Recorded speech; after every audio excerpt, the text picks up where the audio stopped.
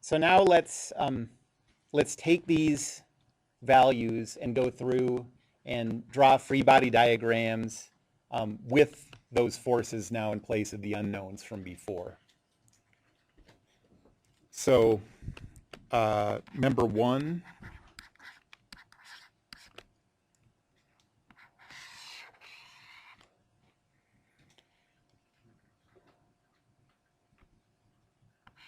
we have, so what force vectors are acting at pin B up here? You could look back at your old free body diagram or just think through it again. So here we have RB. So we have 35, 35, negative 35, 35. And then we also have the force on 1 by 2.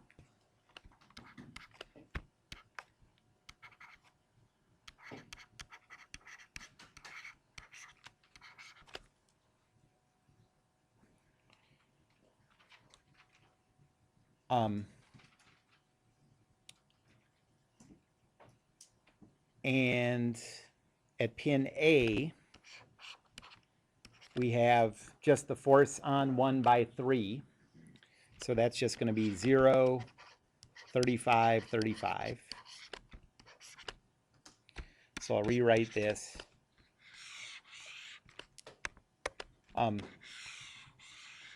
Since these two force vectors are both acting at the same point, we can add these two together. So up at the top, we have 0, negative 35, 35.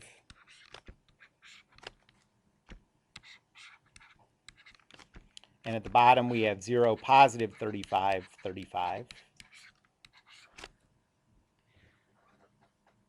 And if you think about the directions of those forces, that says that we have a downward force at the top and an upward force at the bottom. So this is just in pure compression. Is there any way we could have known that this was going to be in pure tension or pure compression?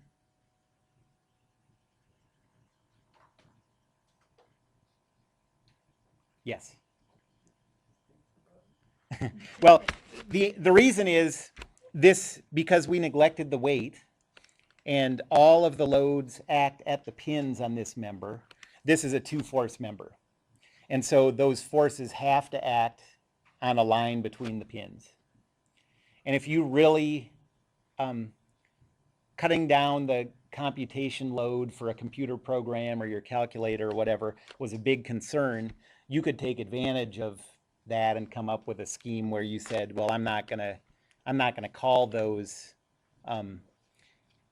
unknown force vectors. I'm gonna, like, I know that those forces are acting in a certain direction, so then you can treat it as a single variable. We're not gonna worry about that because for us, you just put in a few more equations, a few more variables, solve it. But there are ways to take advantage of that. Yep. I have a question. When we're computing this, like when you write out the answers from the calculator, do you want us to round it to what like answers you have up there? Oh no, just write what you have. But you know, the way our answers would be closer is just both of us writing them out to more significant figures, you know. So, but yeah, just put down the answers you get. Okay, so that's member one. What about member two? Is that a two-force body? No, because we have that 5,000 Newton force. So this one, we shouldn't get tension or compression.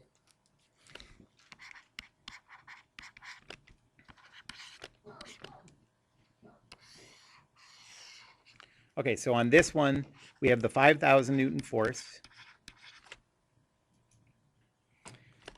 Up at pin B, we know we have the force on 2 by 1, so negative force on 1 by 2.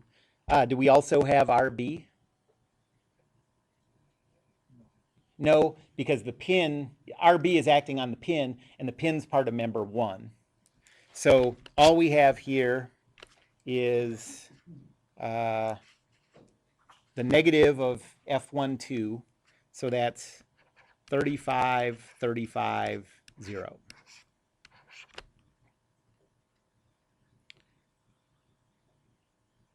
And then at the other joint, the only force we have is the force on 2 by 3. That's the negative of the force on 3 by 2. So that's 0, 35, 35.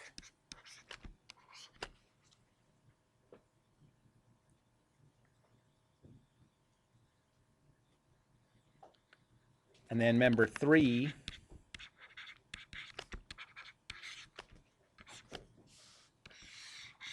is this one a 2-force member? No, because we have that force in the middle.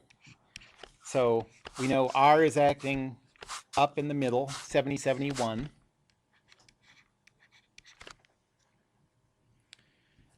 Over at B, all we have is the force on 2 by 1. So that's the negative of the force on 1 by 2.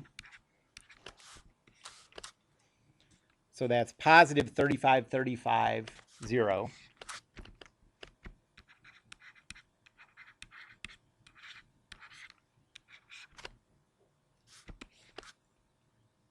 Whoop, I wrote the wrong one. It should be, this is the force on 3 by 1. So that's the negative of the force on 1 by 3.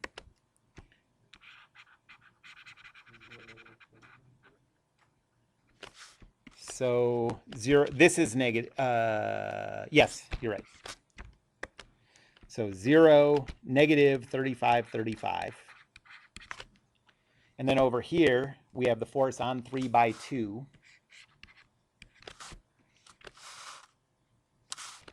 So that's 0, negative 35, 35.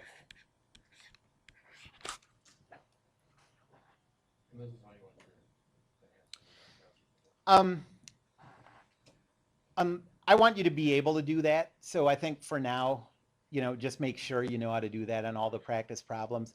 On the test, I might not ask you to do that because it can be sort of time consuming, but you should know how to do it.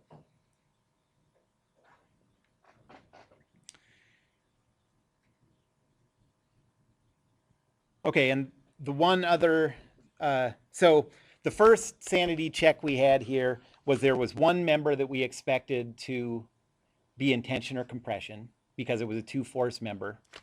And that one was, according to our answer, so that's good. And then the other thing is, what about the direction of this force R? Would that roller, does it make sense that that roller would be pushing up on this member? Yeah.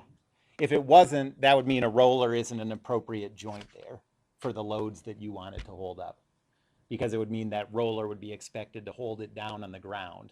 And so something like a pin in a slot would make more sense there.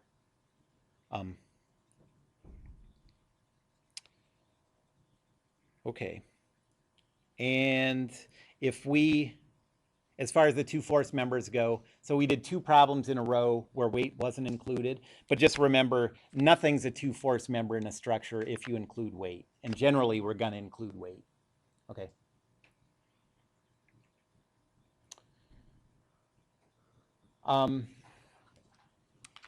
So the next thing I want to do, and I think this would be a good one for you to work through together. We're not going to solve this problem, but I'm going to write up a more complicated structures problem, and I just want you to do the free body diagrams for all the members.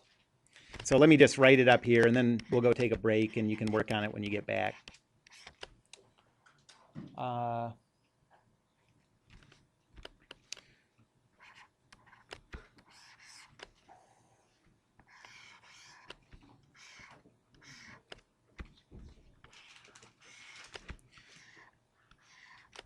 So assume that all of these joints are pin joints.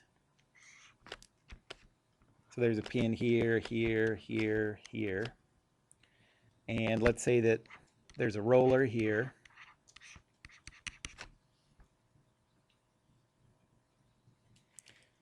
and a downward force of 50,000 newtons here.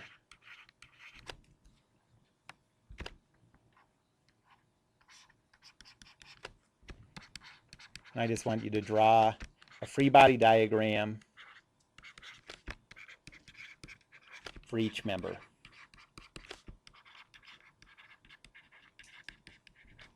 And the whole thing too.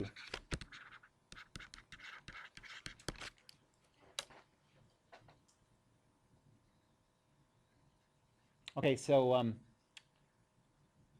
let's take a break, come back at 2:04, 2:05, and start working on this.